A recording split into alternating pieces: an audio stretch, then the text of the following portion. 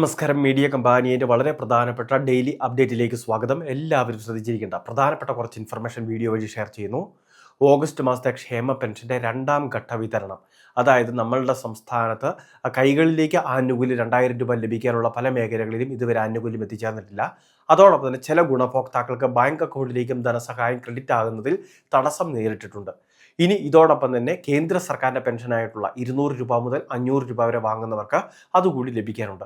ആ വിതരണമെല്ലാം തന്നെ ഓഗസ്റ്റ് മാസം 31 മുൻപ് പൂർത്തിയാക്കാനുള്ള നിർദ്ദേശമാണ് സർക്കാരിൻ്റെ ഭാഗത്തുനിന്ന് വന്നിട്ടുള്ളത്. കേന്ദ്ര സർക്കാരിൻ്റെ പെൻഷൻ വിഹിതവും ഇതിന് മുൻപ് തന്നെ കൃത്യമായിട്ട് 31 മുൻപ് തന്നെ നമ്മുടെ ബാങ്ക് അക്കൗണ്ടിലേക്ക് എത്തിച്ചേരുന്നതാണ്. അടുത്ത ആഴ്ചയിൽ മിക്ക ദിവസങ്ങളിലും അവധി ആയതുകൊണ്ട് തന്നെ ഉത്രാടത്തിന് മുൻപ് എല്ലാവർക്കും തന്നെ ആനുകൂല്യം എത്തിക്കുന്നതിനുള്ള ശ്രമമാണ് ഇപ്പോൾ സർക്കാരിൻ്റെ ഭാഗത്തുനിന്ന് നടന്നുകൊണ്ടിരിക്കുന്നത്.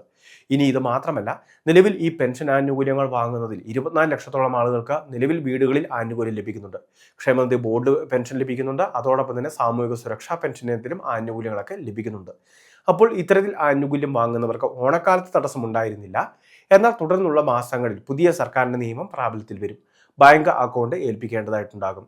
അവധി ദിവസങ്ങളെല്ലാം പിന്നിട്ട ശേഷം അക്കൗണ്ട് ഉൾപ്പെടെയുള്ള കാര്യങ്ങൾ എടുക്കുന്നതിന് വേണ്ടി, അതായത് ഏതെങ്കിലും നമ്മുടെ സമീപമുള്ള ഒരു ദേശസാൽകൃത ബാങ്കിൽ അക്കൗണ്ട് ഓപ്പൺ ചെയ്യുന്ന കാര്യം പ്രത്യേകം ശ്രദ്ധിക്കേണ്ടതാണ്. ഇനി ഇത് മാത്രമല്ല, നിലവിൽ ബാങ്ക് അക്കൗണ്ട് ഉള്ളവരായിരിക്കും ഒരുപക്ഷെ കൈകളിലേക്ക് ആനുകൂല്യം വാങ്ങുന്നത്. അങ്ങനെയുള്ളവർക്ക് നിലവിലുള്ള അക്കൗണ്ട് ആക്റ്റീവാക്കി എടുത്താൽ മതി.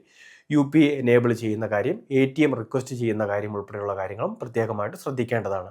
ഇനി നിലവിൽ ബാങ്ക് അക്കൗണ്ട് ഓപ്പൺ ചെയ്യുമ്പോൾ വാർഷിക മെയിൻ്റനൻസ് ഫീ, ATM ചാർജ്, അല്ലെങ്കിൽ മറ്റ് SMS അലേർട്ട് ചാർജ് എന്നൊക്കെയുള്ള പലതരത്തിലുള്ള ഒരു നിശ്ചിത തുക അത് നമ്മളുടെ അക്കൗണ്ടിൽ നിന്ന് പ്രതിവർഷം നഷ്ടപ്പെടാൻ സാധ്യതയുണ്ട്. അപ്പോൾ അങ്ങനെയൊക്കെ ബുദ്ധിമുട്ടുള്ളവരെ സംബന്ധിച്ചിടത്തോളം, അതായത് ചെറിയ പെൻഷൻ ആവശ്യങ്ങൾക്ക് മാത്രമായിട്ട് അക്കൗണ്ടൊക്കെ ആരംഭിക്കേണ്ടവരെ സംബന്ധിച്ചിടത്തോളം നിലവിൽ ആ കാര്യങ്ങൾ ബാങ്ക് അധികൃതരെ അറിയിച്ച് അവർ പ്രത്യേകമായിട്ട് പറയുന്ന രീതിയിൽ പ്രത്യേക ആനുകൂല്യങ്ങളോട് കൂടിയ ചില അക്കൗണ്ടുകൾ ഉണ്ടാകും, സീറോ ബാലൻസ് സേവിങ്സ് അക്കൗണ്ടുകൾ. അപ്പോൾ ആ രീതിയിലുള്ള അക്കൗണ്ടൊക്കെ ഓപ്പൺ ചെയ്യാൻ താല്പര്യമുള്ളവർക്ക് ആ രീതിയിൽ അക്കൗണ്ട് ഓപ്പൺ ചെയ്യുകയും ആവാം. അപ്പോൾ ആ കാര്യങ്ങളൊക്കെ കൃത്യമായിട്ട് ബാങ്കിൽ ഉദ്യോഗസ്ഥരോട് അന്വേഷിച്ച ശേഷം അക്കൗണ്ട് ഓപ്പൺ ചെയ്യുന്ന കാര്യം പ്രത്യേകം ശ്രദ്ധിക്കുക. അടുത്ത മറ്റൊരു പ്രധാനപ്പെട്ട അറിയിപ്പ്, നമ്മളുടെ സംസ്ഥാനത്ത് തൊഴിലുറപ്പ് പദ്ധതിയിലെ അംഗങ്ങൾക്ക് 1200 രൂപ സർക്കാർ ധനസഹായം പ്രഖ്യാപിച്ചിരുന്നു. കഴിഞ്ഞ വർഷം 100 പ്രവർത്തനങ്ങൾ പൂർത്തിയാക്കിയവർക്കാണ് ഓണസമ്മാനമായിട്ട് 1200 രൂപ പ്രഖ്യാപിച്ചത്. അത് ബാങ്ക് അക്കൗണ്ടിലേക്ക് ക്രെഡിറ്റ് ആയി തുടങ്ങിയിട്ടുണ്ട്. ഇതോടൊപ്പം തന്നെ ഹരിതകർമ്മ സേനാംഗങ്ങൾക്കും ഈ രീതിയിൽ 1500 രൂപയുടെ സഹായം പ്രഖ്യാപിച്ചിട്ടുണ്ട്. പിന്നോക്ക വിഭാഗങ്ങളിൽ ഉൾപ്പെടുന്നവർക്ക് സാധാരണഗതിയിൽ സർക്കാർ നൽകുന്ന ഓണക്കോടി പോലുള്ള വിവിധ സ്കീമുകൾ 1000 രൂപയുടെ ആനുകൂല്യം ഉൾപ്പെടെയുള്ള കാര്യങ്ങൾ വിതരണം ആരംഭിച്ചിട്ടുണ്ട്. സപ്ലൈകോയിലെ ജീവനക്കാർക്ക് പ്രത്യേക ഗിഫ്റ്റ് വൗച്ചറുകൾ തയ്യാറായിട്ടുണ്ട്. അതോടൊപ്പം തന്നെ സർക്കാരിൻ്റെ മറ്റു മേഖലകളിൽ ഉള്ളവർക്ക്, സ്ഥിര താൽക്കാലിക കരാർ ജോലികളിലൊക്കെ ഏർപ്പെടുന്നവർക്ക് ഉൾപ്പെടെ പ്രത്യേക ഓണം അലവൻസുകൾ അല്ലെങ്കിൽ ഉത്സവബത്ത മറ്റ് ആനുകൂല്യങ്ങളെല്ലാം തന്നെ ഈ സമയത്ത് പ്രഖ്യാപിക്കുകയും ചെയ്തിട്ടുണ്ട്. ഇത്തരമെല്ലാം ആനുകൂല്യങ്ങളും കൃത്യമായിട്ട് വിതരണം ചെയ്യുന്നതിനുള്ള നടപടികൾ ആരംഭിച്ചതായിട്ട് സർക്കാരിൻ്റെ ഭാഗത്തുനിന്ന് അറിയിപ്പ് വന്നിട്ടുണ്ട്. അതോടൊപ്പം തന്നെ നെല്ല് സംഭരണത്തിന് സർക്കാർ നൽകേണ്ടിയിരുന്ന പ്രത്യേക സഹായങ്ങൾ, അതോടൊപ്പം തന്നെ നെൽകർഷകർക്ക് ഏറ്റവും വലിയ സഹായമാകുന്ന ധനസഹായ വിതരണം ഉൾപ്പെടെയുള്ള കാര്യങ്ങൾ വരുന്ന ആഴ്ചകളിൽ അവധി ദിവസമാണെങ്കിൽ പോലും കേന്ദ്ര ഫണ്ട് ഇപ്പോൾ അനുവദിച്ചിട്ടുണ്ട്. 209 കോടിയോളം രൂപയാണ് എത്തിയിട്ടുള്ളത്. അപ്പോൾ ഈ തുകയെല്ലാം തന്നെ കൃത്യമായിട്ട് കർഷകരുടെ ബാങ്ക് അക്കൗണ്ടിലേക്ക് അവധി ദിവസങ്ങളിൽ പോലും ക്രെഡിറ്റ് ചെയ്ത് നൽകുമെന്ന് ഇപ്പോൾ സർക്കാർ അറിയിപ്പ് നൽകിയിട്ടുണ്ട്. അടുത്ത മറ്റൊരു പ്രധാനപ്പെട്ട അറിയിപ്പ്, നമ്മളുടെ സംസ്ഥാനത്തെ റേഷൻ ആനുകൂല്യങ്ങൾ കൃത്യമായിട്ട് പ്രയോജനപ്പെടുത്തുക.